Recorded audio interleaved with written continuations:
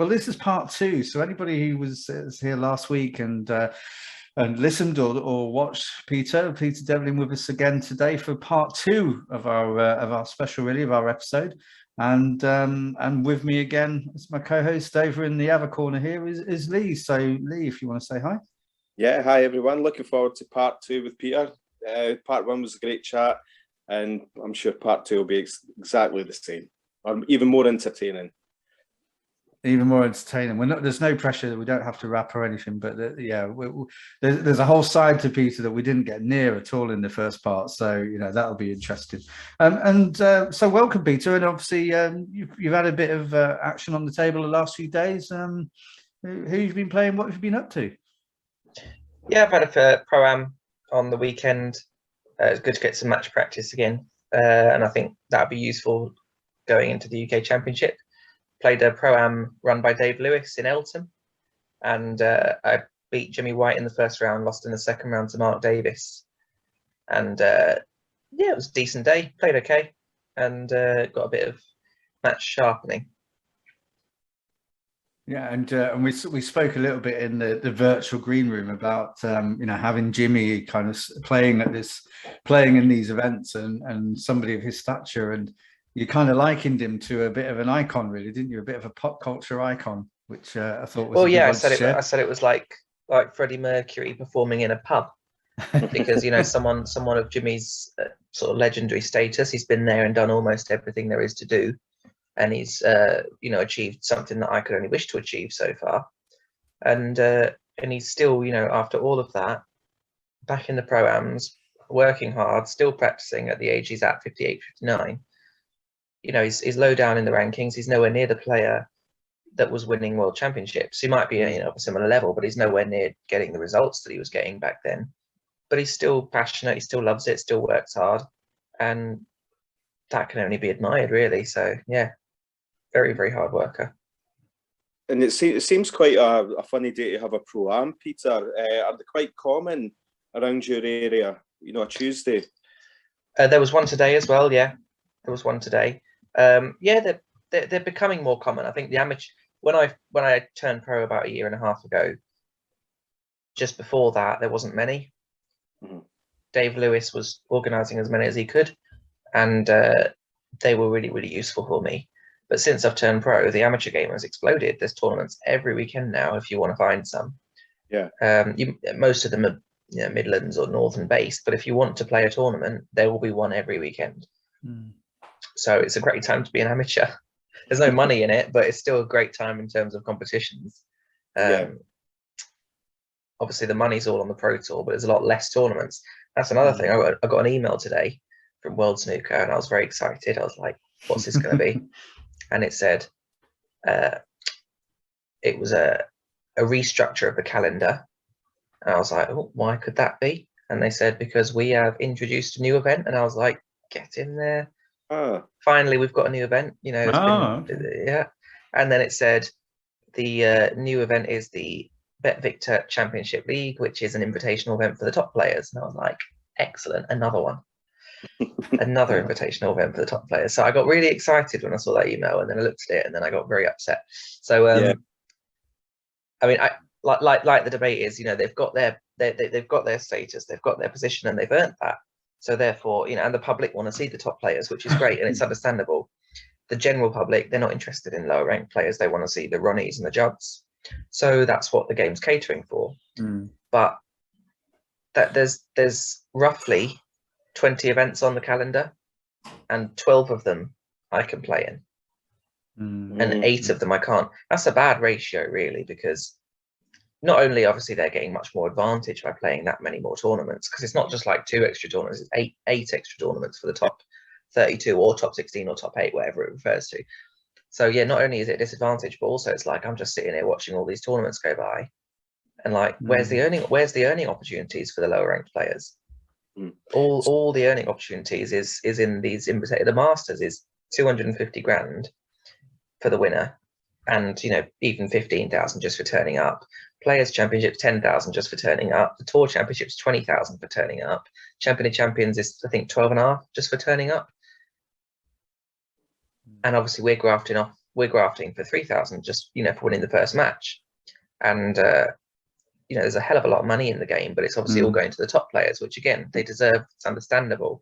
But it is frustrating when you're seeing, you know, such a shortage of events this season, especially with no China and no Latvia and no India and no Saudi Arabia or whatever there was going to be. So there's such a shortage of events as there is. And then you see a new event appearing and it's another one that we can't play in. It's like quite frustrating. But what's the limits on this tournament, Peter? Is it top 32 or? It'll probably be the same way. So it's an invitational event. It'll be a group of 7. So it's one of those group stage events played over 2 days. Be a group of 7 where it'll be like the 7 highest ranked players that want to play in it. So it'll probably end up being like some of the, maybe the top 12. And then one person will qualify to the final group. And I think one person or 2 people who finish bottom will be knocked out. And then the people who finish 2nd, 3rd, 4th, and 5th will play group number 2, and it will start all over again. But then 2 new players will come, so from the next 2 higher places. So in the end, it will probably end up being like the top 24 or top 32 who have a chance to play in it at all. So it is just an invitational when it goes down the rankings, and each group stage has slightly less and less ranked players in it, but it's still useful. You know, it's only group stages and it's only, you know, 2 days worth of best of 5s, but it's all useful and it's all something that I'd love to play in. Especially considering after the UK Championship, we have almost 2 months off. You know, and snooker players, it's not like a job where you think, oh, great, time off. It's like time off is literally means there's no money to be made and there's nothing to look forward to. And after the UK Championship, the 2 months that I said is the time off. The tournament after that is the shootout, which is great fun, but it's not exactly a tournament. So, or it's not exactly a rank, you know, a big money or a chance to earn unless you win. So, if you take that out of the equation, then it's 2.5 months / 3 months before a tournament. So, I mean, it's devastating considering, you know, the year before I turned pro, there was tournaments literally every other week. I think there was at least 17 or 18 tournaments in the season to play in. So it is what it is, but it's just not what I expected at the start of the season. So it's a bit of a shame. I expected, especially the second season, to be a lot more jam-packed with events, and it seems like the reason they're doing these pre-qualifying events for the home nations is just to try and make the calendar look more full, because ultimately it's the same event. You know, it's not like it's a new event. It's just they've split it into 2 halves to make it look like it's more busy. But meh. No, you gave us a lot to talk about in the first part, and we had a good chat the other night about this. And you know, that I think the bit that seems hard to understand from outside really is the bit about the money being so weighted according to different tournaments and even the length of tournaments. I mean, you kind of touched on this really anyway, but you know, some of the, like the British Open, the money for that, for what was quite a short, you know, the game that you need to win to get into the semis, etc., versus the money for other tournaments. And you think, well, it seems fair enough if the rankings are down to points, because it's about, you know, maybe connected to the prestige of the tournament, the length of the matches. So how much work you have to do to win, really.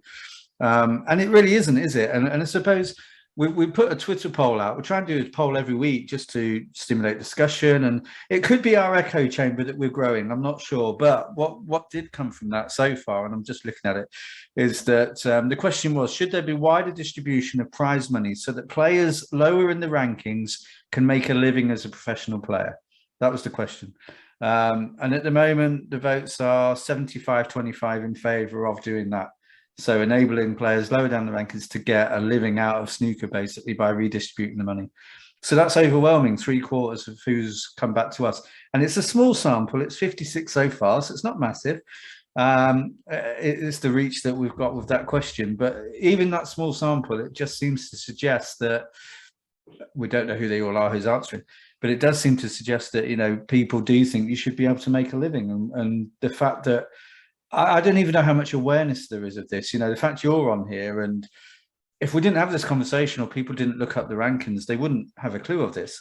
And we talk to people and you think, how on earth do you make a living? Like, and it feels rude to even ask the question, But there must be people, you don't a lot really. of people like you who can't make a living off this game. No, you mean you're living the dream. That's about all you're making. Yeah.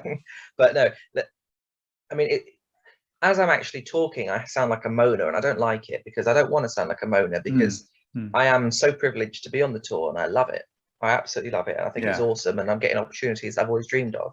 So ultimately, you know, I'm very appreciative, and I think it's awesome. I really do. And I hate sounding like a moaner, but every snooker player you talk to is a moaner, including myself. But there is an understanding why they're being a moaner, because it is, you know, it is frustrating to be someone, you know, in a mid-ranking position like 30 or 40 who can't make a proper living from the sport where they're one of the best in the world at. Yeah. And you know, I was chatting to Mark Davis at that Pro-Am, and you know, 6,500 for the first round of the UK Championship or nothing. You know, just what's no, I don't think anyone would care if they won 5,000 in the first round and give 1,500 to the person who loses in the first round. But then you've got the situations like, and again, this is what I was touching on when it's a glamour sport. It's all about the big winners' paychecks, and it's all about the how much did Ronnie O'Sullivan win, because that's what makes it look glamorous. You know, when you hear a young kid saying, "Oh, the winner of the World Championship gets 500,000," it looks glamorous. But only one person gets that. The runner-up and the semi-finalists combined don't even get that. In fact, the winner gets more than probably all of the second round and first round losers put together, and maybe even the quarterfinalists all put together.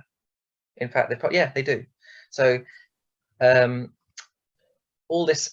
I don't know if you're familiar with the Bet Victor series or the Coral Cup, or it's now the Kazoo Cup. For example, let's say the Kazoo Cup. So it's you got the World Grand Prix, the Players Championship, and the Tour Championship. 3 events which are obviously reserved for the top 32, then the top 16, and then the top 8 respectively. All the prize money accumulated from those 3 tournaments are put into a league, or you know, a separate ranking list, and the person who is first in that ranking list gets a bonus 150,000 at the end of the season. So basically, whoever wins the most money out of those particular 3 events will win a bonus 150,000. Now, firstly, the guy's won the most money out of everybody, so let's give him more money. That I get it. If you're the number one, great. And again, looks glamorous. But the other thing is, the World Grand Prix is worth 75,000 to the winner. The Players Championship's worth 100 grand to the winner, and the Tour Championship is worth 150 grand to the winner. So whoever wins the Tour Championship is going to win the bonus 150,000, because if you come runner-up in the World Grand Prix, you get about 35,000. So you've got that banked. That's a good result, runner-up. Then you runner-up at the Players Championship as well. And you've won 40,000 for that. So now you've got about £75,000 banked. And then you get runner-up of the Tour Championship as well. And that's probably 60,000, I think. So now you've got about 135,000 banked. You've got to 3 major finals. The guy who wins the Tour Championship loses first round of the Grand Prix and first round of the Players Championship, but wins the Tour Championship, which is only 3 matches, by the way. And he's now won 150,000, whereas you have won 1, 2, 3, 4, 5, 6, 7, 8, 9 matches and got to 3 finals, but you've only got 130,000 because the finalist gets so much less than the winner. And now this guy who's just turned up and won the Tour Championship gets 150 grand for winning that, plus the bonus 150 grand that's so massively glamorized because he's won 1 tournament that's worth more than the others. Well, what's the point of winning them if there's only one that's actually worth something? I think if you get to 3 finals, you should probably earn it more than someone who wins 1 out of 3 but loses first round of the other 2. And yeah, that's why I think that the runner-up should not get less than 40% of what the winner gets. I think it's 60,000 for the runner-up and 150,000 for the winner of the Tour Championship. That's like bloody. That's 40. That's 40%. It would definitely be more a remarkable achievement, you know, being runner-up in 3 events than rocking up and winning 1. So you're sort of getting punished for, you know, your consistency.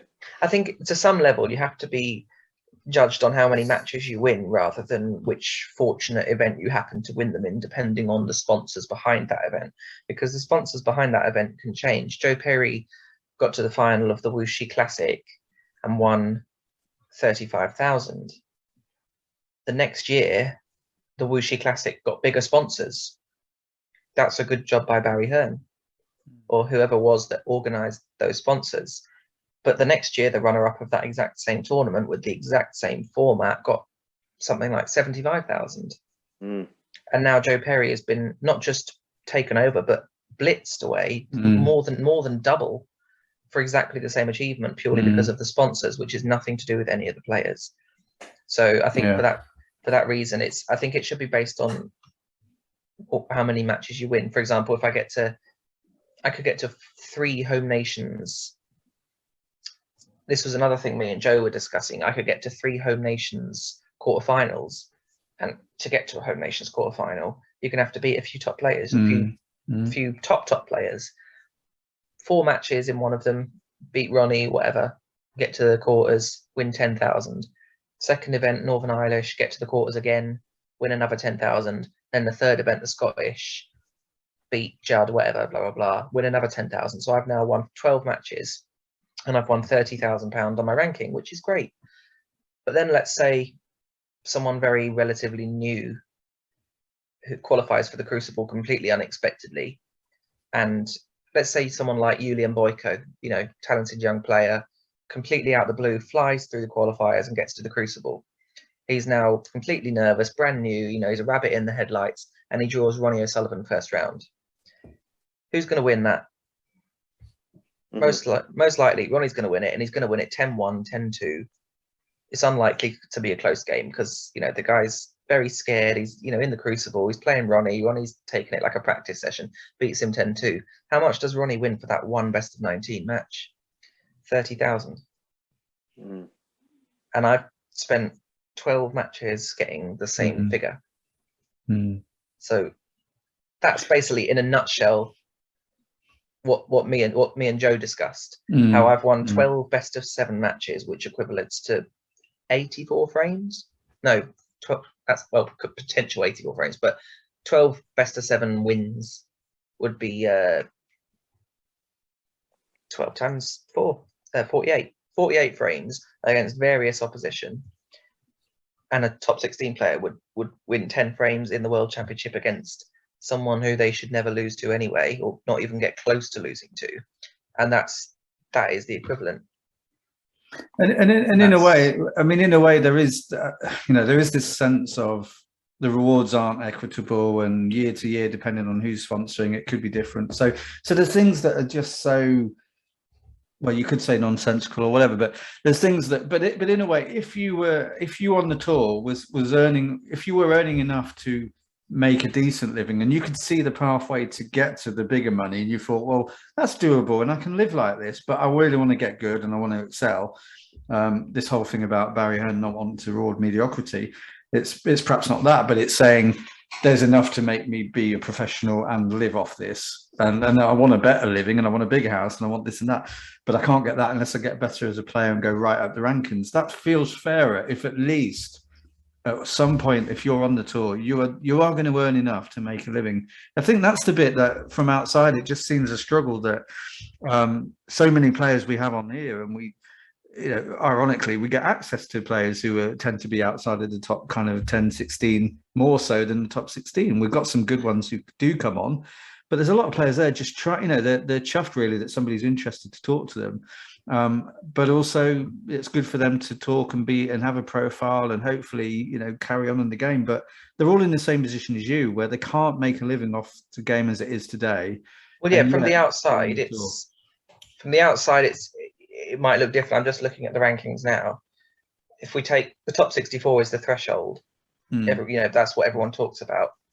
And Andrew Higginson's currently 64th.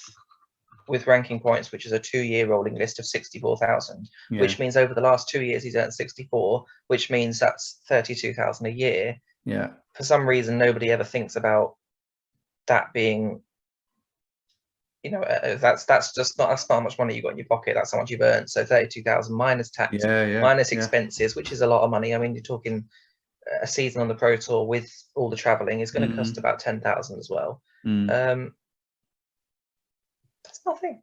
Tesco offer more. and that's like the best in the world. You're one of the best in the world at your job. That's a name I don't know for sure, but I think he's been to a ranking final. That's just a name off the top of the head, but he's done well. He's a good player, and that's not a living wage. But unfortunately, that is the sport we play, and I'm sure if we all went back and played football or tennis, we'd have a nicer life. But that is what we played. That is what we love, and I think part of it is just that we're not doing it for the money. The money is the bonus, but we're doing it because we want to be snooker players and we want to achieve glory in the sport that we love. So I don't really care to think too much about money because I plan on marrying a rich Arab anyway, so I won't care about that. But no, I mean, I don't really look at I don't really look at how much money. The money's awesome, when you win a big match and you get a load of money, like, wow, let me go shopping and buy everything I can, because you suddenly think you're rich because it all comes in large sums.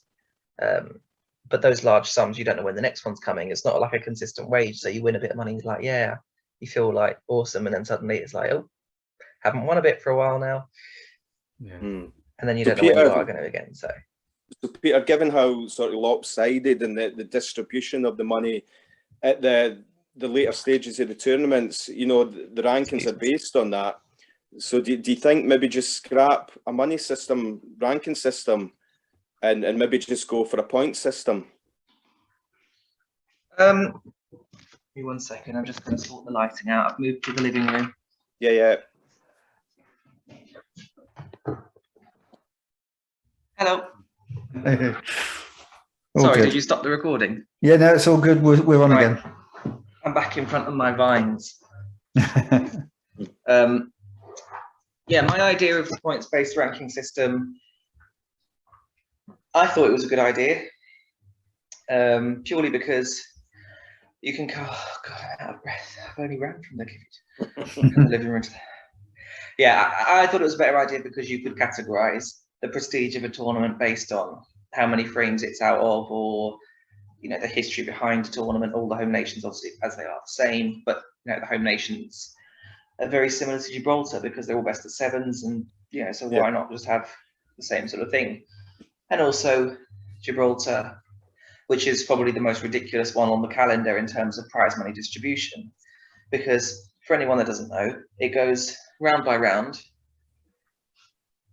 0 for the first round, 2,000, 3,000, 4,000, 5,000, 6,000, 20,000, 50,000. How can you go from a quarter-final match being worth 1,000 and then a semi-final match being worth 14 and the final being worth 30?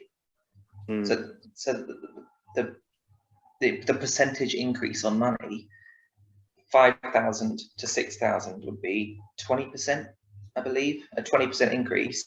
And then from the semi-finals to the final, that's a 333% increase, roughly, from 6,000 to 20,000. So what's that all about?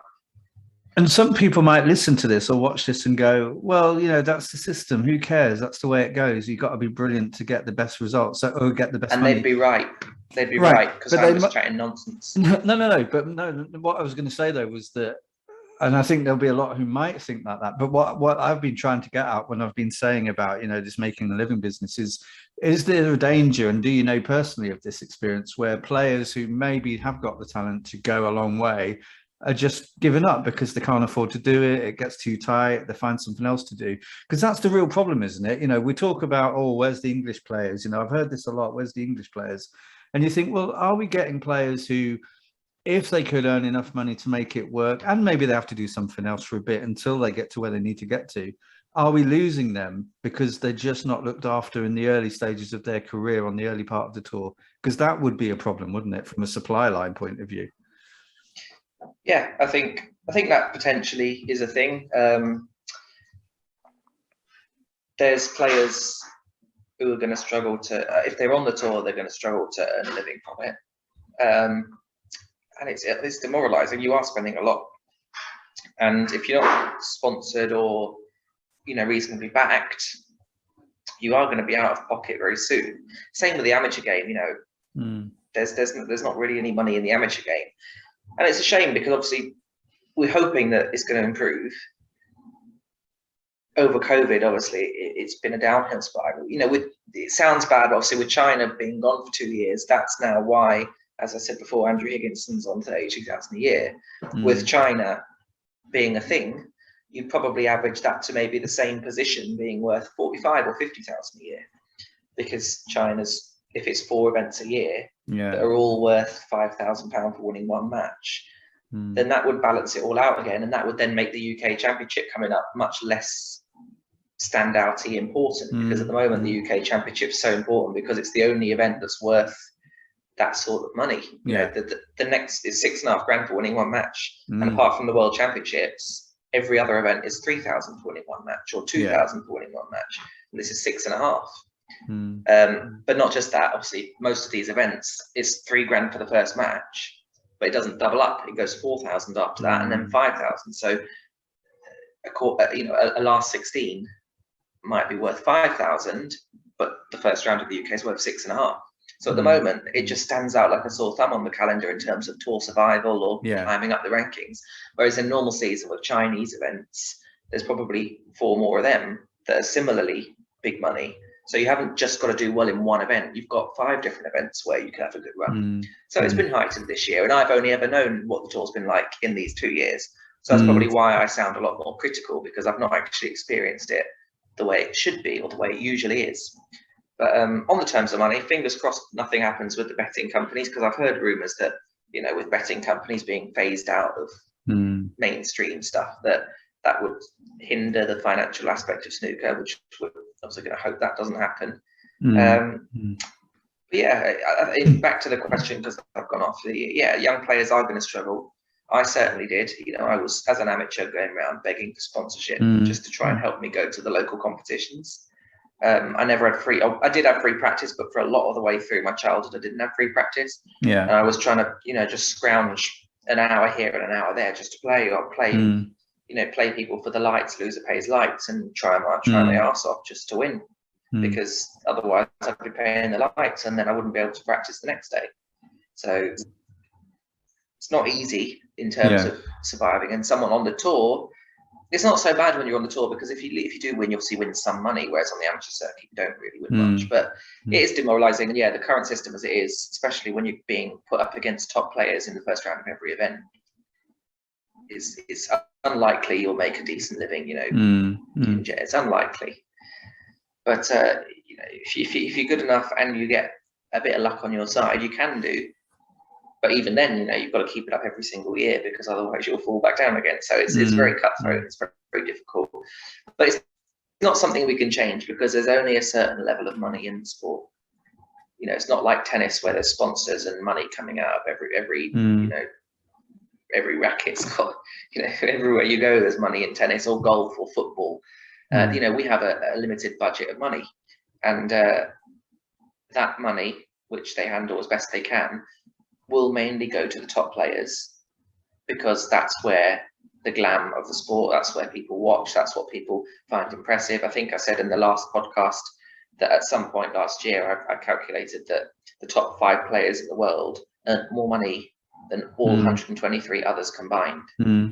All 123 players on the tour didn't earn as much as the top 5 put together. And that is a shocking thing to see. But A, that's because the top players were very dominant, and B, that's because the winner is the only person who really profits. You know, the runner-up, not in terms of the runner-up does profit, but you know, in terms of ranking points and the big money, the winner gets so much more than everybody else that it's only the top 5 that will prosper, and all the big money, well, all the money that is available in the game is going to go to them, and players down the rankings just get scrapped, basically, because no one cares about the lower ranked players, because the top ones are the ones on TV every day, getting handmade tournaments for them that are appearing on the calendar. And although I don't like it, that's what grows. I suppose that's what's going to grow the game, because people want to see the top players, people want to tune in to watch them, and you know, it is the right thing. It makes sense, but it doesn't benefit me. But I'm not going to, you know, I'm not going to say that it's all wrong, because I think even though it doesn't benefit me, it's still understandable. which is a shame. Yeah. It sounds like there's just a press really for two things, isn't it? There's something about giving guys lower in the tour a chance, so they actually get a chance to make some progress in tournaments, but also a bit more of a distribution of the money. So just chop a little bit off some of the money that people get when they win and give it to the losers, so they don't go home empty-handed. I mean, some of it sounds very easy and simple to change, but I guess it's talking to the right people at the governing body and WST to say, hang on a minute, can we not rethink this? And it feels like you'd almost need a groundswell of players saying something like that to make that a priority, wouldn't you really? But well, Neil Tompkins said something along the lines of, nobody quote me on this, but if he is watching, he'll know what I mean. I might not say it perfectly, but he said something along the lines of, part of the reason that the sponsors of tournaments get involved is because of the glamorous paychecks. And he said, if I was to distribute the money differently, the sponsors who put their money into these events and are the reason why these events have this kind of money in, if the money was spread evenly, they wouldn't be interested anymore, because they want a tournament with a £200,000 prize fund for the winner. It doesn't matter if the runner-up gets 50,000. The winner needs to get 200,000, because that is all that matters in terms of publicity. And they want to see a picture at the end of Judd Trump holding a check for £200,000. Who cares what everybody else gets? Because that's the only thing that's going to get the pictures and the headlines. And that's how it is. So, that's what I think that's what Neil tried to explain to me, that, you can distribute the money differently, but ultimately that's not going to appeal to the sponsors, and they're the ones you need to convince to put the money into the event. Yeah. And if they had an event where Judd Trump, instead of getting 200,000 and 50,000 to the runner-up, if they said, Judd Trump, you're getting 80,000, and that remaining 120 is going to get spread all the way through the quarterfinals, semi-finals, last 16, last 32 stages, then everyone will be happy, because we'll all be getting a little bit more. Judd won't be happy because he'll be getting less, but the sponsor won't be happy because that doesn't make the tournament look very glamorous anymore. Because if you get Bob Smith down the street and you ask him what happened in the last tournament, he'll say Judd Trump won £200,000. He won't say that some kid called Peter Devlin and a load of Chinese players got 5,000, which wasn't enough for what they deserved, because they got to the last 16, and I think that's worth a lot more. He won't know that. Do you think they'll say that Judd Trump got 200,000, or do you think, or 20,000? Do you think they'll just say that guy Judd Trump won and he's a good player because we've heard his name a lot? I think I can't speak for Jim. Well, he wasn't even called Jim, was he? He was called, I forgot what I called him now. Whatever his name was from down the road. Bob, that's right, Bob Smith. I think he might know about the money. I think they do make a thing of it. I think everybody who knows about snooker knows what the World Championship winner gets. I think a lot of people, and they mention it enough. They will say the winner's prize money of They always give the check at the end, and they make that important. They always talk about how much the winner gets. That's something they always talk about, because that is what makes it look glamorous. So yeah, I think they will. I think that will be noticed by the general public. So critics of our very understanding and kind of well-meaning conversation about let's spread it out more, let's support the lower players. The critics will say you're forgetting one thing, which is that you're in a business here, and the business is what WST is running, and the business of snooker is looking after the business of snooker. I guess that's the counter argument, isn't it, to almost the very balanced and I think fair conversation that we're trying to have, and proposals about making it more supportive to everyone. But at the end of the day, although probably I ramble on a bit much, I don't get to the point very easily, but I think it doesn't speak much clearer than me, who is a low ranked player who is suffering because of the lack of money. I am A, suffering because of the lack of money, B, lower ranked, and C, unhappy with it. But at the same time, I'm also saying that I understand it, and I think it's probably the right thing to do in terms of the commercial side of the game. So for me to be saying that, that must mean something, because it'd be quite easy for me to just moan and say everything's wrong. Because in my head, it's all wrong. I want more, but it's understandable, and I think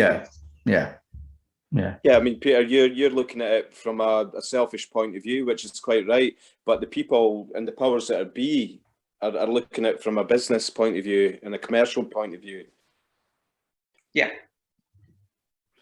Yeah, and you know, I suppose it's that bit, isn't it?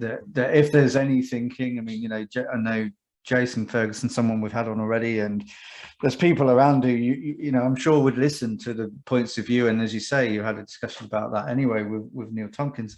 I guess it's just a conversation that shouldn't go away, really, shouldn't it? Especially if it means that players might pack it up, and in years to come, you know, we've got a group of players now who the elite are getting older, and there's not that many, okay, Kyron Wilson perhaps, but there's not that many kind of breaking into that really top pack who are younger players, so-called younger players. And you just think, well, this is fine for a while, but where are we in, you know, 10 years with the sport?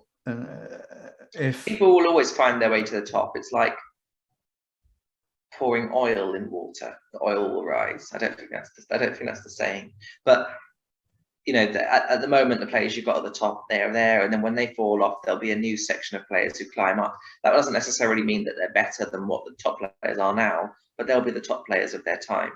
And snooker is a confidence game.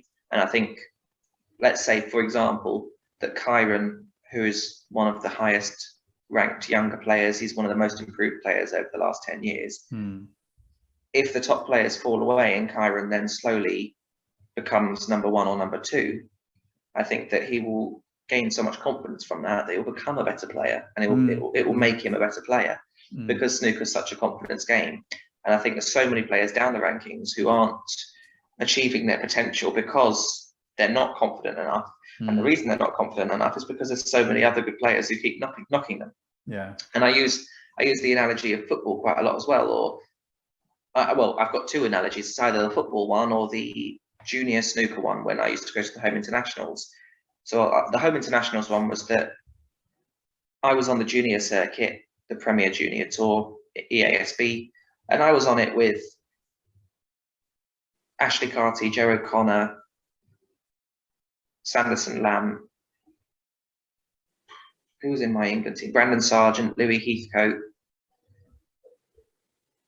Blimey, there's so many top players, Nico Elton, Richard Haney. There was so many. They were the sort of players that I was going to like the World Under-21s with, or representing in the same home internationals team. And then you had the Welsh team, which was Jackson Page, Tyler Rees, Dylan Emery. And the major comparison with that was that at the time, in the Welsh national Under-21 tournaments, there might be like 10 players in it, but the only three that could actually play was Jackson, Tyler, and Dylan. And they would share the tournaments out between themselves, and they would comfortably win. And they'd take confidence every single tournament, and they'd take that confidence into the European Championships, where they're so used to winning that they've now become a better player. The difference in the English was that the exact equivalent of the event would have 40 players in it, and there would be group stages. And there was different winners all the time. Everyone was beating everyone. There was, you know, at the time, Clayton Humphreys, Harvey Chandler, Shane Castle, Jordan Winborn, Adam Bob. I just remember so many names, but every tournament I was going to, it was just carnage. You know, everyone was beating everyone. I was struggling to get any wins on the board at the start. There was so many names who, you know, some have turned pro, some have fallen off, some have stopped playing, but there was names, and it was so hard to dominate. You couldn't dominate. One example was that Brandon Sargent got to the European Under-21 final in 2017 or something like that, and he lost to Daryl Hill in the final. So he was looking good. He nearly turned pro, but in order to qualify for the exact same tournament next year, he'd still have to come top 5 in England, and he didn't. He finished 11th. So the guy who's European finalist over the course of 6 events, so it weren't fluky, it was, you know, consistent. He finished 11th in England, and that was the strength in depth we had. So no English players were getting much confidence out of the system because we were all beating each other, whereas the Welsh players were constantly the same players winning, and they took that winning mentality into the European tournaments. And I think the same thing applies in snooker. Same with English football. You know, the English Premier League, as everyone knows, is the most strength in depth league there is, and everyone's beating everyone. You've got crazy results going on. And then you've got French league like PSG, where they're all playing donkeys every week. French team are obviously constantly winning. PSG are constantly winning, and that winning mentality will help you when you then go to the European matches and play tougher opposition, because all you're used to do is winning. And the English teams are going to tournaments having just lost to West Brom, and now they've got to go and play Barcelona. Well, you're not going to be very confident going into that.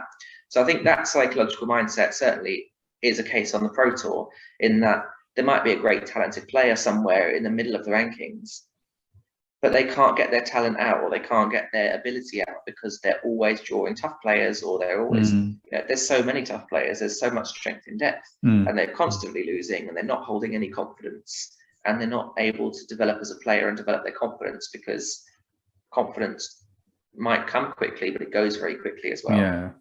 And Judd dominated a few seasons ago, and he carried a lot of confidence, and it wasn't easy to dominate, in that sort of way. And someone like Kyron, at the moment, he's probably, I think, 5th in the world. So he's come on so much, and I think he's doing brilliantly. But when he comes up against someone like Judd or Ronnie or Robertson or whatever, if he does lose, it's going to knock his confidence again, and then he's got to build it back up again. And I think that if Ronnie Higgins and all them lot were to, as you say, fall away, and then who's going to take over, Kyron and people like that will then have less people to knock them off their perch, and they'll develop their confidence more and more and become a better player through it, because I think confidence will make you a better player. I feel like I've become a better player since I've turned pro, because I've got that extra layer of belief that I didn't have before. And that extra layer of belief in myself, which, before I turned pro, I always knew I could, but I didn't think that I actually would, because it's very difficult, and it's all about doing well at Q School, and it's horrible. So I knew that somewhere in there I was good enough, but I didn't know if I ever would do it. And then when I did it, and then I had a few good results early on in the season, that definitely made me realise that, it just gave me belief, and it made me a better player through that belief. And I think, that's why I think confidence and belief is a hell of a lot to do with how good a player is. And so I think that when the top players do fall off, I think there will be a new wave of players, whether that be Kyron and Judd, Selby and Robertson, whoever it is, they'll take over that mantle, and they will then become a new player, because they'll be the number one, and then that will make them a strong player, more dominant. I talk too much, don't I? No. I'm saying it, and I'm like, yeah, this makes sense to me, but I just don't get to the point. No, it does make complete sense. I guess I was thinking, because, as I say, I think there's a lot about you that's really interesting, and it'd be good to find out more about you. But if we go to an easier subject, and then I'm going to make you laugh here, because it's not at all an easier subject, but it's one you do talk about. Social media. There's an easy subject. So awful place. So there you go. So Peter, you're growing up with this, and this isn't to sound condescending, but me and Lee are in our, should we say mid-40s? Let's say 30. Wrong end of 40. In the wrong end of 40. Okay, so we're both at the wrong end of 40s. And the trouble with that is, it's not a trouble, but the thing with that is that, pull up a sandbag, let's tell you. But, when we were young, we didn't have social media, we didn't have the internet, we didn't have this, we didn't have that, we didn't have phones that you could do this on. In fact, we didn't have phones that weren't attached to something. So we've kind of adapted, and I guess that you guys and my kids and everything are growing up with this, and this is the world they're in. And I just wonder, you've rapped about it, you've rapped about certainly trolls and abuse, and quite a few people have said, once you're in the public eye, that thing about being abused, and people who are anonymous, and it's so easy to get an account. I mean, how do you make the most of having social media, because it's an asset in one way, isn't it? But also, how do you keep your sanity when you've got things going on around you that are, pretty nasty stuff, really, aren't they? Yeah, I think social media is very bad. I think phones. I'm fortunate enough to have been born at the exact time where I got to experience both lives. From 1996 to 2006, my first 10 years, the best bit of technology I had was a tape recorder, where I used to record conversations in the house and listen to them back, and that was awesome. Or there was everything that I needed doing was, if I wanted a calculator, I got a calculator. If I wanted an alarm, I had to get an alarm. If I wanted to Google something, I would learn about it on telly or in a book. So I experienced that, and it was life was great. It was pure. I played out cricket outdoors. I made friends, and I was creative. I wrote like. I was an only child, so I played games. I made game shows, and I played competitive sport against myself somehow. Yeah, I did things that I played tennis against my back garden wall, and found it really competitive and really good, even though I was whacking it against the wall by pretending that I'm two different people at the same time. I had a great childhood because of natural things. Yeah. Then phones came in when I was about 13, 14. So I've experienced both, and we're not going in a good direction in general. I don't think so. I think technology is amazing in many different ways, but I think overall it's not going to be the best thing. I think it's going to be a bit not the best thing. It's great that you can find out any bit of information that you want at the touch of a button. Yeah. But it's not great that at that exact same touch of a button, any bit of information you learn might not be true, or might be misguided, or might be, all lies. So anyway, in terms of social media, awesome that you can connect with people, awesome that you can do what you do. I don't need to explain what you can do. Everyone knows what you can do. It's amazing. When I first got Facebook, I was like adding someone as a friend, and then they'd accept me, and then I'd message them, "Thank you so much for adding me as a friend. You have no idea how much that means to me. Can we be friends?" Like now you add 2,000 people and you don't know any of them. So it's so you said, how do you manage it out of sanity? I think the best way to handle it if you're in the public eye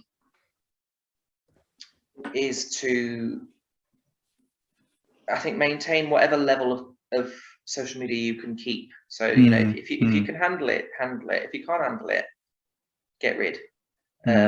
Life is easier without it. Or if you can't get rid, turn off your notifications, and then you get to decide when you go on it or not. You could be sitting at a restaurant with your friends or whatever, and constantly your phone's pinging. Like for example, just take mine out of my pocket. I've got messages on there now. Yeah. Now they're constant, and then they do distract you.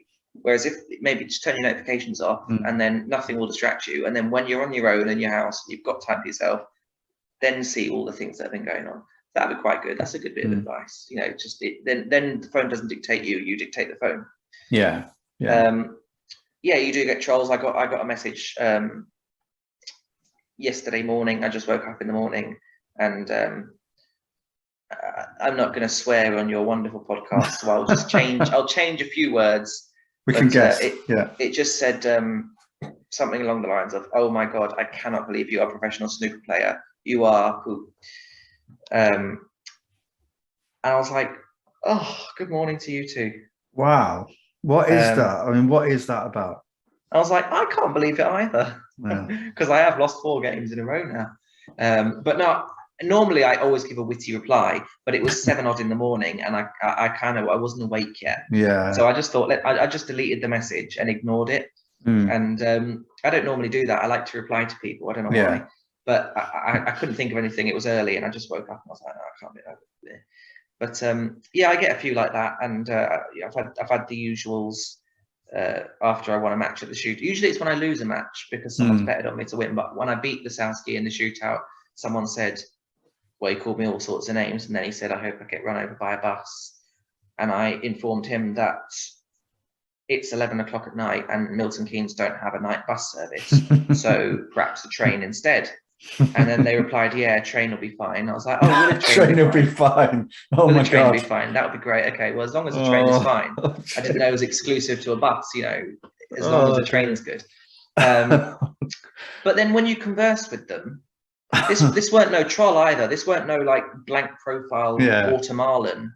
This was a real person. This was a person who had a picture of him and his daughter in his profile picture. Wow. And he had mutual friends with someone in North Wales. So I thought, what the hell's going on here? So as I messaged him, I thought, like, because you either message them and then they just keep going and sometimes get worse and keep doing it because they think they're invincible. But sometimes when you message them, it kind of clicks in their mind that, oh my God, he's a real person. And he should have thought that anyway, but they don't, because they send that message. And then as you reply to them, they start to backtrack, and they're like, oh, he's replied to me, like he's real. I might have upset him. It diffuses the situation. Yeah, so like one person called me a clown and a useless player, and then told me that he'd lost money on me. And I thought, great. And I was sad because I'd lost, and I was upset about that. So I gave him a heartfelt apology, which I didn't necessarily mean, but I replied to him, and I replied and said, I'm very sorry for your loss. I am very upset myself because I have lost myself. And he replied, I'm sorry about your loss, bro. Oh. You tried your best. Good luck for the next one. Oh, that's I'm like, you can't say that now because you told me I was a clown. Oh, man. But because I'd replied, he almost kind of just realized that he was out of order. Yeah. And then tried to backtrack because I replied, and then he suddenly realized, oh, he's not just a figure on the telly, he's a person. Yeah. So that sometimes works. Not that it should work, because I shouldn't have to do it. And then finally, one person, he said, I think it was after the Elliot Slezzer match in the British Open, and he just told me how he's won a bet on me losing to Slezzer, and that he's won £6,000 because of it. Thanks for being so useless. I'll make sure I bet on you again in the future. Wow. And I was like, the guy looked like a kid. He looked like 18, but he said he was 22. And I said, show me the screenshot then, or show me the bet slip. And obviously, he wouldn't do that. But little did he know that that little bit of information that he had on his Instagram gave away his full name. And then I went on Facebook, found his full name, and then I found where he lived. And then I sent him a rather sinister message back and told him that I said, don't worry, the next time I'm in Worthing, I will be going to all the betting shops and I'll be finding out everything, and then I might buy you a drink. But I wouldn't drink it if I were you, because there might be something dodgy in it. I sent him something along those lines. And I think he was a bit shook up the fact that I knew that he was from Worthing. I don't even know where Worthing is, but once I found out he was from Worthing, I had to make sure he knew that I knew where he was from, because he was thinking he's just going to be invisible. I'm going to send you a message. And I was like, I know where you live. So I do play around with them. It doesn't bother me so much because, someone said that, God, the amount of examples I've given you has made me realize there's quite a lot of them. Someone from another country of some sort said they were going to, in clean terms, break my snooker cue and put it in a place which is not a nice place to put your snooker cue. Right, vandalism. I'm sure you can imagine where that might be. And I taunted him. I said, I'm ready for you, but you'll have to find me first. And then he said he will find me, and he said that he will hunt me down and kill me. And that was where one of the lyrics from my song came from, because my death threat song, the chorus was all lyrics. The lyrics in the chorus were genuine messages, genuine things. So it was I hope you get COVID and and I'll hunt you down, nowhere to hide. So that was his one. And I was like, you're really going to hunt me from Kosovo and kill me, because why? So it doesn't bother me for that reason. I'm not concerned they're going to go and kill me. But I can see why it would bother a lot of people, because people have kids. And when people say they wish their kids to die, or all the things, like I think Stuart Bingham shared a screenshot of how something along the lines of, I want your first child to die, I want your second children to have the cancer, and I want your third children to have the syndrome of the Down. God. Which was poor English. But that's going to hurt a father of kids. Naturally, and especially because he's just lost a match, which doesn't help, and it hurts me when I've lost a match, but I haven't got those kind of emotional attachments yet. So if someone wants to kill me, then bring it on. I will destroy them, but I'm not bothered about my children dying, because I have to have some first. So I think it will affect other people in different ways, and I can understand why people are getting very upset about it. It is upsetting, and it's terrible. At the moment, it's not bothering me so much. I play with it more. That's why I wrote a song about it, because it doesn't really bother me. I didn't write the song because I think it's terrible and I'm bothered by it. I wrote the song because I'd got messages and I thought, I've got an idea, let's do something. And plus it was the end of the season, so what else am I going to do? You're also bringing attention to it though, aren't you? I mean, in a way, I feel like if you're getting private messages that are like that, then almost sharing it in the community of snooker fans to say, this is the stuff I get, because they'd be condemned by thousands of snooker fans going, this is just not on. And I suppose the trouble is, then that could turn into a witch hunt the other way around. But actually a crowd would not be impressed with that. I mean, it's not funny, but I must admit that bit around a train is fine, that's staying in my head. A train is fine. I love the bit that he's sipping a coffee or something and going, oh yeah, the train is fine. Yeah, train's fine. Why not? The train's better. You'd think so, wouldn't you? Fine. But it's bizarre. It's bizarre, but I was gonna say, yeah, that's the other thing. Like, it's obviously in other sports, I'm sure people get them a hell of a lot more as well. Yeah. And it's easy to say, especially if you were in another sport, you would just say turn your messages off unless you know, private profile. And it's easy to say, you know, to block all those messages, get a private profile. Don't let people who you don't know message you, and then this will never happen, which is true. But on the flip side, I've also had sponsorships from private messages. Who have been someone I don't know. I've had someone message me and say, look, I'm interested in sponsoring you. I think you've got talent. Will you wear my logo on whichever tournament's coming up, and I'll give you X amount of money. Yeah. So I'll take some death threats if it gets me some money from somebody else. Yeah. And the rapping though, I mean, obviously the video you just talked about, I saw that and looked at it again the other night, and I love it. I think it's just really clever the way you've done it. Oh, it's great, yeah. And the Tep stuff, one of my favorites. The Tep Chire stuff around the break as well, and all of that. That was fantastic. Just so funny. That was a clever way of getting everyone to see my 1-4-3 break, wasn't it? By putting a song to it. I was thinking, I'm not going to go prancing around making a music video for it. So let's just subtly show everyone my 1-4-3 while they listen to my song. That's quite clever marketing. That was good. That's good for sponsorship, isn't it? There's a lot of things. But you know, that terms of that, has that always just been something you've done, or is it something you've done seriously and taken down another route, or is it just part of who you are? Yeah, it kind of started in school. I quite liked school, but for the earlier stages of it, I had my little group, and then I was trying to find a way of fitting in or getting popular in a way. And I just randomly just did a rap. In fact, I think I copied it off the telly, but no one knew I copied it off the telly. So I just did it, and then, you know, it's just some little white kid rapping, and you know, everyone else is like, oh, and I'm like, yeah. It was cool, you know. It made me cool in school for a little while, and that was fun. But that was it. You know, finished there, and then I found my friend circle. You know, not really much in contact with them anymore, but they're all around. You know, I still like them all. And we've met up once or twice and seen each other, and it's been like old times. So I found my place in school, and I was happy with that. But then it kind of stopped in terms of rapping, and never really bothered with it after that until shortly after the under-21 championships that I won in England. I had an allergic reaction to a hazelnut. So anyone watching this wants me dead. Forget trains and buses. That's what you need. It wasn't a major. It was a major one. I'd had something with hazelnut in it. I was in hospital and I was bored, and the nurses weren't looking after me so well. And someone brought in a Subway, and I don't know if it was because I was hungry, but it was a nice Subway. I thought, wow, that's really nice. And in my boredom, I just started rapping about Subway, or writing down notes on my phone, rapping about Subway. And first of all, as is with all of my songs, nearly all of them are parodies, as you probably know. Yeah, they're all parodies of other songs. A lot of Ed Sheeran stuff, Stormzy stuff, Eminem stuff. The reason I do parodies is because I can't make my own music. I don't have the facilities, you know, for beats and for pianos and guitars. I can't make my own music. And parody stuff is good because people can kind of already relate to it.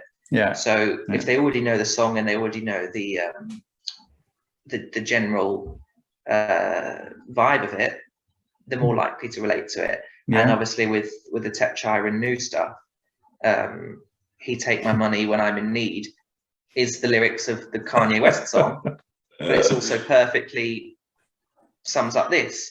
So by parodying a song that already exists, people already relate to the song, but it works. So that's why parodies work for me.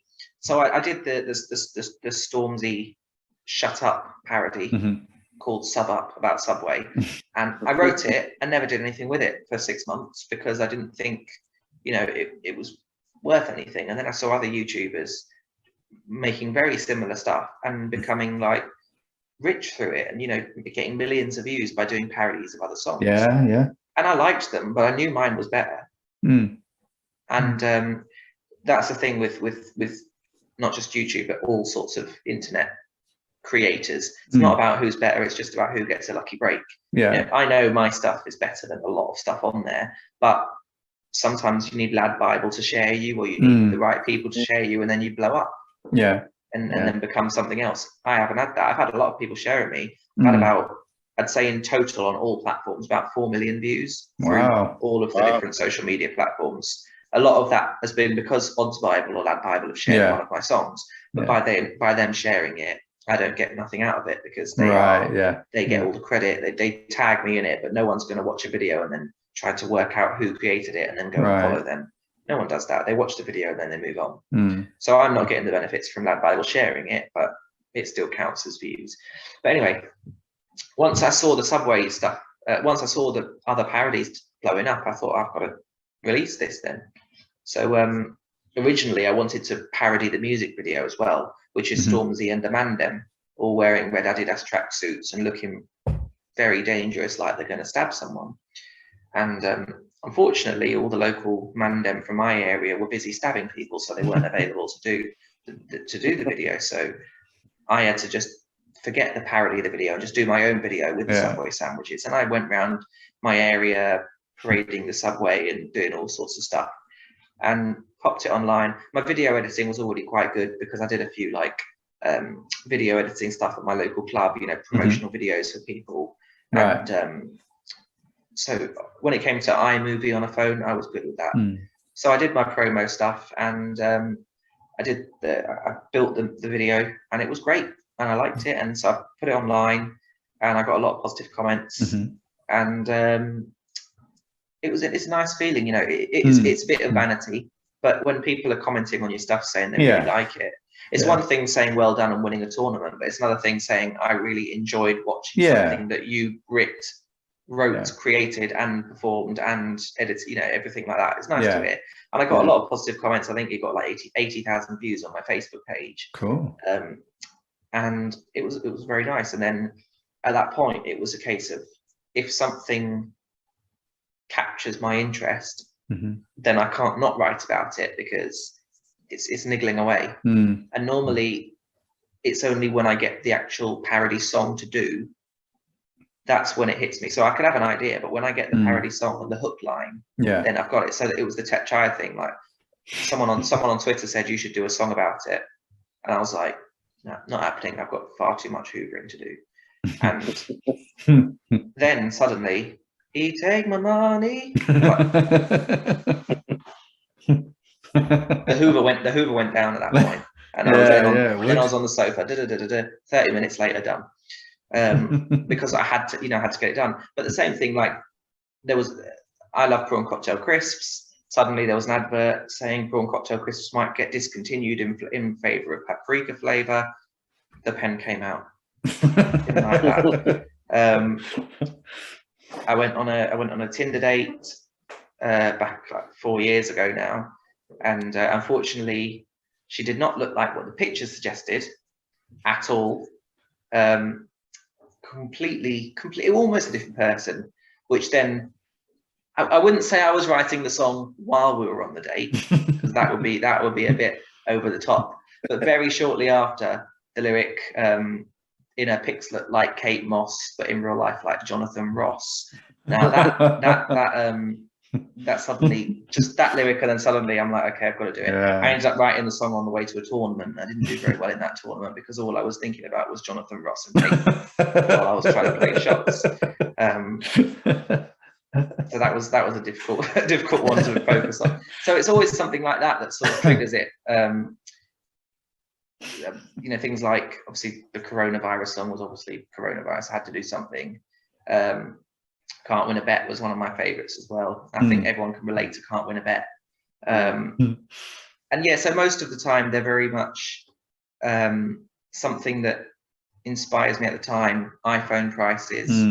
The new iPhone came out and I thought, right, it's relevant now. You know, everyone's talking about the price of the iPhone. I'm going to get on that. And I think it was just opportunistically thinking I'm going to try and jump on whatever's viral or whatever the trend is to try and get famous through it or get my name out there through it. And then I might get, you know, some money, whatever it might be. I got my first paycheck about a month ago from Google, because you get advertising revenue from your stuff on YouTube. £60. That is how much I've earned since I started rapping. That was my check. It's a start. Yeah, it is a start. Yeah, frame that one for years ahead when you look back and go, well, there was the days when I wasn't famous. I know. So yeah, so I've got like probably 20 songs there on the channel. I think about 12 of them are proper production songs. The others are just like stuff that I've filmed by hand in the street. But there's about 12, and I like them all. Yeah, some are worse than others and some are better than others, but I like them all. Man's Long Pot obviously is my walk-on music if I ever get into a stage where I do walk-on music. And that's another one that, I don't know if you've heard of Man's Not Hot. How can you not have heard it, Lee? It's right up your street. I'm old, Peter. I'm old. Out of touch. Just completely out of touch. Yeah, is what you're saying, really. Forget about the Man's Not Hot then, but Man's Long Pot's good. But yeah, so I've got, like I probably mentioned before, I've got one more song in the pipeline, which I'm hoping to get out for Christmas, because Monopoly is a Christmas game and it's called Take Me to Monopoly. And very much wanting to get that video done after the UK Championship, if I find a few charismatic people to be in it. Because all my videos is just me. Like, no one wants to be in them because they know that they're joke videos and they don't want to take a piss out themselves, because a lot of the time they're very shy, all my friends. So it's hard to find people who actually will be quite happy to make themselves look silly on a video. And then, of course, Dark Clouds, which is the name of the song that I've written about mental health and SOS, the charity I'm working with, which I mentioned in part one. So that will be, I've mentioned the name. That's an exclusive. Never mentioned the name of the song before. And sneak preview. There we go. Dark Clouds coming soon. And still no further with that since the last time we've spoken, but I'm hoping to get it done in the same time frame as the Monopoly song, so that I can spend my month, well, at least, you know, spend the 2 months when I've not got a tournament, take a few days out of that to get something done from the songs. It sounds, Peter, like you've got enough songs for the album. So what are you going to call the album? Yeah. Failing Snooker Player. The train is fine. The train's fine. Yeah. The train's fine, yeah. No, I don't know what I'd call the album, but this is the same thing that I've said to a lot of people. Like, it's difficult for me to even. Someone told me I should put all my stuff on Spotify. Someone said I should make an album. The issue is they're not really listening songs; they're watching songs. Right. You know, they're all they're supposed to make you laugh, and therefore you need the visual to go with it. A lot of the time, the lyrics in the song are actually directly referencing something happening in the video. And a lot of the time, if you're just listening to it, it's just going to sound like it doesn't make very much sense. Have you had much reaction though, Peter? Have you had much reaction from players or people in the sport? I mean, obviously Tepchai, did he come back about that? I mean, that would have been. Did he say anything about it? I saw him coming out of the Cannock Leisure Centre, and I made eye contact with him, and he said, "Good rep." Okay. That's good. And I said, "Don't talk to me." I said, "You take my money." And he goes, "Oh, many talent." And I said, "Many talent, but taking money is not one." I was not involved with him. I made sure that he knew I wasn't happy with him. But no, he's a nice guy. A lot of Mark Davis said to me that him and Mark Selby and Dave Gilbert all were in Milton Keynes, and all of them sat around a table and watched my Tepchai and New rap and really enjoyed it. And Mark told me that and said that they all really liked it. So, you know, people are watching it, and I think it's fun. You know, when I rapped on Eurosport in front of Ronnie after I won a match at the shootout, I came, obviously once I finished that, I then went up to the players lounge or the bar in the hotel, and there was like 15 players who were all watching the telly as it happened, and I came in, and people like Sean Murphy, Mark Allen were like quoting some of the lyrics that I rapped back to me. Some of them were like almost, I don't know if they were trying to make me feel embarrassed because of what I'd done. I'm not going to be embarrassed by that. It was awesome. So some people just said it was really good, and some people were like giving me the vibe that was embarrassing. I was like, well, I don't think it was. So it's always going to be a mixed opinion, and you know, a lot of the older players might not get it, and a lot of the younger players might be intimidated by, you know, the extra confidence or whatever. Not on the table, but off the table, intimidated by the character. But you know, ultimately, just enjoy it. Just try and just have a laugh. Do you know what I mean? Like, life is not easy. Life is tough. So just try and enjoy it. The rap you done, Peter, on Eurosport, that was just off the top of your head, wasn't it? Pretty much, yeah. There was the odd line that I already pre-planned.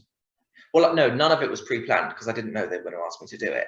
Yeah, but I'd like certain lines were already there. Like, for example, "There's no champagne without pain."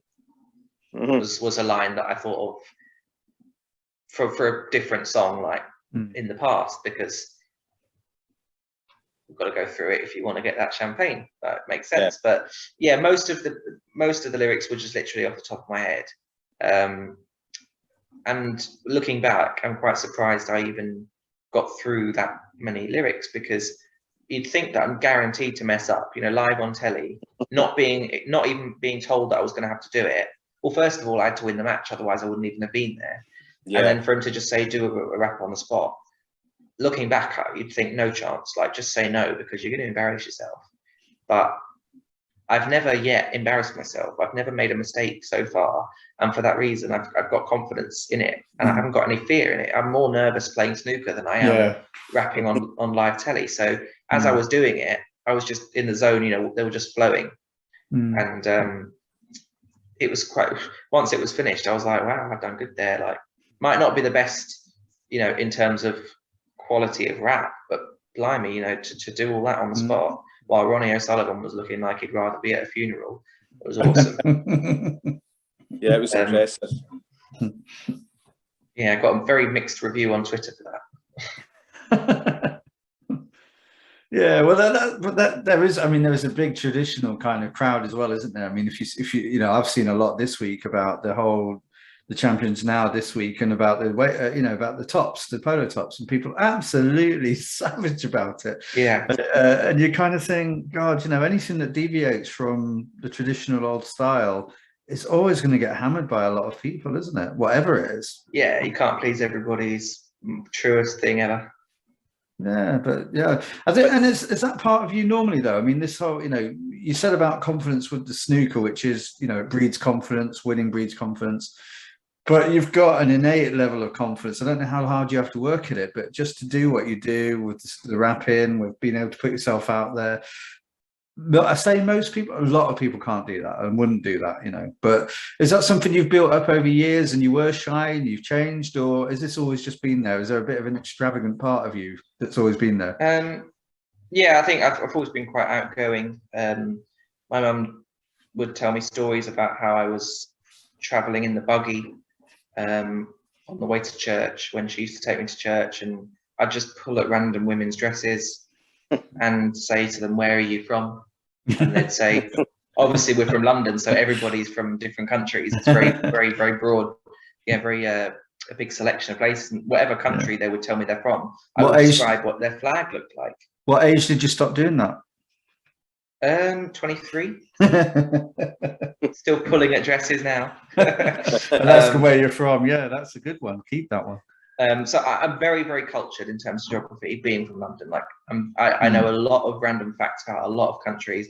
I know a hell of a lot of capital cities. I know what every flag in the world looks like. Very cultured. I can do a lot of accents. I can do a lot of impersonations. Very, very good with my accents and stuff like that. So I've always been keen to learn about countries. So from that young age, I would just ask where people are from and then tell them about their own country. And I was only like 3 or 4. Like I was So I was doing stuff like that. And my mum told me at a wedding, at someone's wedding, I think it was my uncle's wedding, I was going round to all the tables being Chris Tarrant and asking them questions as a millionaire, which they were probably finding very annoying. But I don't think they were finding it annoying when I was handing them a cheque for £32,000. Then ripping it up. Yeah, so we don't want to give you that. Here's another 60 more. Hello and welcome to Who Wants to Be a Millionaire. That's good. So, that's good. Yeah, that actually, if you're only listening to this, that was still Peter. Just pointing it out.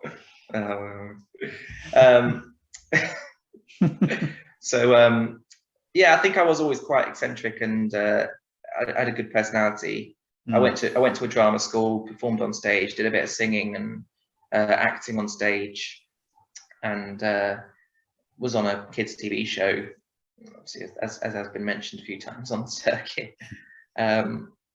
So yeah, I think I've always had a confidence for that, but I think with snooker, because it actually means more, and because that actually is what I want to do, that's why I sort of have a bit more of an issue with nerves in snooker, because it means something, whereas the rapping doesn't mean anything.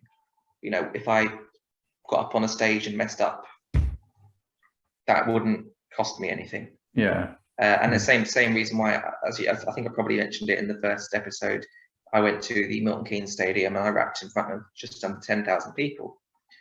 And it wasn't an issue at all. Like 10,000 people are there, football fans of all, so they're not exactly the most forgiving bunch. Yeah. And it didn't bother me in the slightest. In fact, I liked it. I really enjoyed it. Whereas if you put me on a snooker table in front of those same people, I would be very nervous.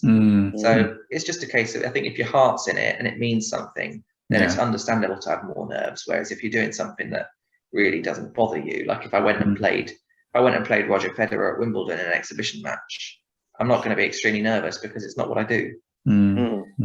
But if I played some randomer in a snooker match in front of that sort of people, I might be nervous because it's what I do. I'm expected to do something. So yeah, I think that's what it's down to. Yeah. And what would be good really what we always do with our guests is to do a little bit of a quick fire round, just to almost to round it off really, and just find out your views on a few points, and just to play with it. And we call it clearing the colours. So we try and keep the snooker theme as we go through. Is it a quiz? Because I don't know if you know, I'm quite good with quizzes. I was on a game show. You were on a game show, weren't you? It was Omid Jalil, wasn't it? That's right. So if it's a quiz, then I'm ready for it. No, it's not. Well, it's not really a quiz. It's more of a. We'll just find out a bit more about you by what you answer. That's all it is. It's nothing too challenging. That'd be too easy. So okay, the yellow ball then. If you kind of indulge us on this one, the yellow ball question. So who do you think, this is just your own views, who do you think the funniest player on the tour is, in your opinion?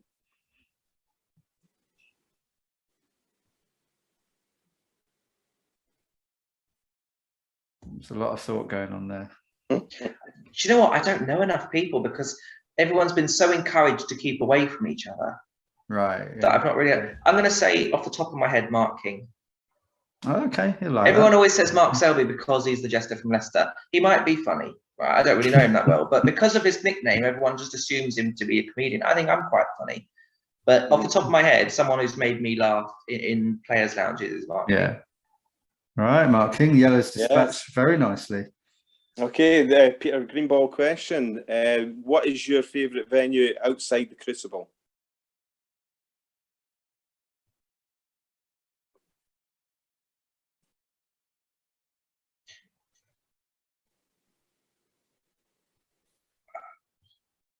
I've not been to Crucible.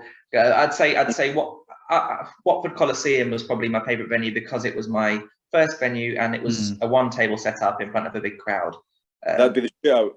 Yeah, it was a one table setup, so I was centre of attention and I was the only one on the table, so I loved that venue. But apart from Watford, I would say the last venue, Milton Keynes, was one of the best in terms of the way it looked. Yeah. I like the answer with Watford. I like the personal answers when it's more about the relevance of them being there and what that venue means. I think that's really cool. It just gives us more of an insight into, you know, what makes you feel good or special, you know, in the venue. Don't forget, I've only ever been to Milton Keynes behind closed doors. Well, you know, I did think you could say anything that you've been to or visited. It didn't have to be on the tour or whatever. But no, it's an interesting one. I mean, yeah, you can kind of tell where players have got to in their careers by what they answer, can't you? And yeah, Temperdrome comes up a lot with a certain group of players, that's for sure. Okay, that's the green. So and the brown ball question. So who do you think the player is who's going to win the World Championship for the first time in their career? Who's the next first time winner? Kyron Wilson. Kyron Wilson. It's got to be the top question, top answer so far. That one's got to be. Okay, blue ball. I always think this is quite a tough question, but I think you'll have an answer for this quite quickly, Peter. And it's, which actor would get to play you if there was a film made about your life? Oh, this is not a good question for me because I'm really bad with actors. I have no idea. All right. I genuinely don't know hardly any actors' names. I'm just gonna have to say I'd play myself. I really don't know any actors' names off the top of my head. So I'd say I'd be quite happy to play myself. Well, you pretty much are an actor. You know, you star in your own videos, so that's a good answer. Yeah. Well, that's a relief. I thought we were going to have to stop the break there. That's good. Cool. Okay, so we're on to the pink. Now, we debated Stop this the one. break there. Come on. We debated this one, didn't we, Lee? So this one, I don't know how we do this with you, really, because you told us a lot about yourself. So we've either got, you can have a choice of two here, really. You've got either, are there any interesting personal facts about you that we don't know or you haven't talked about? That's one. Or if you don't like that one, who's almost the nicest player that you've met? So not necessarily the funniest, but that all-round quality geezer who you just think, or lady geezer? How do you say that? Or somebody's a class act. Class act. Yeah, absolutely. Are there lady geezers on the tour? Well, I didn't know what to say then. Ladies on the tour. Well, nowadays you can be whatever you want to be. So, you know, you can be a geezer lady. Listen, I was thinking, you know, we're going to another whole kind of world here. Carry on, Peter. I'll let you go with this. No, I think accents is something that I'm quite good at in terms of something outside that I'm good at that you might not know yet. I think I mentioned that before. But nicest player on the tour, there's two of them by a country mile. Joe Perry's one of the nicest people. He's given me a lot of time practicing with me over the years before I turned pro. He didn't care if I was pro or not. He just wanted, he wanted someone probably to pick balls out, but he wanted to have me in the club. Gentleman is exactly what he is. But I think the number one for me would go to Fergal O'Brien. The guy just absolutely is just like the classiest, nicest, most genuine, polite, gentlemanly guy anyone's ever seen. He's just class. Really, really nice guy. It's a good shout out. We've had him for a few now, haven't we? I think we've had him for the funniest guy as well now, you know. Yeah, he's been mentioned before, Fergal. Yeah, definitely. I don't know if he's that funny, but he's very nice. Oh well, you give and you take away. Okay, black ball question. Last question. What would you call your autobiography if you wrote one?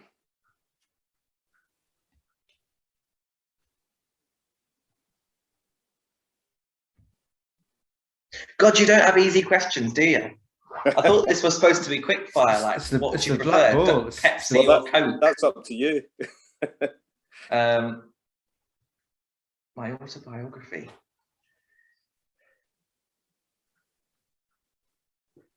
Just because I don't want to waste your time by thinking too much, we'll go Peter D on the MIC. There you go. Brilliant. On the MIC. I'm going to say that like I'm a really old fella. Peter D on the MIC. The reason I'm writing it down is because we always use that question for the title of the episode. So this will be the episode going out, but it will be Peter D on the MIC. That's going to be the name of it. So that's why we ask you that question. Can we get Alan McManus to narrate it as well? That'd be good, wouldn't it? Yeah, could do a short series. Here we've got Peter D on the MIC. What a great name for an autobiography. Are you happy with mine? Are you happy with that, Lee? I mean, you now have a right to respond to that. I don't. I'm more than happy with that. Do you know, I picked it up on the because the TV show I was in Scotland, so I was only 13, and it might be a bit rusty because it's been a while, but that was where I picked it up the first time. I didn't understand what they were saying. I didn't understand the word because, you know, it was like another word. But no, I picked it up quite quick. I do feel outnumbered now, I have to say. I feel quite outnumbered, ganged up on. Well, look, Peter, I mean, I think what we can do is just really wish you well and to thank you so much for your time over these 2 episodes. I think you come across as a really intelligent, really thoughtful, fun character. And I guess there's depths that I didn't really know about you just from the videos and what we've seen on the TV, just almost your thoughts about the game as well and where it's going. It's just been really good fun. And personally, I just want to wish you really well for the rest of this season. I know how important the UK is for you, so fingers crossed that good things happen. Lee, I'm sure there's stuff you'd like to say too. Yeah, you've been great fun, Peter, and thanks for your time. You've been really generous. I hope both your careers go really well, and good luck in that UK Championship and for the rest of the season. Thanks. Thank you very much.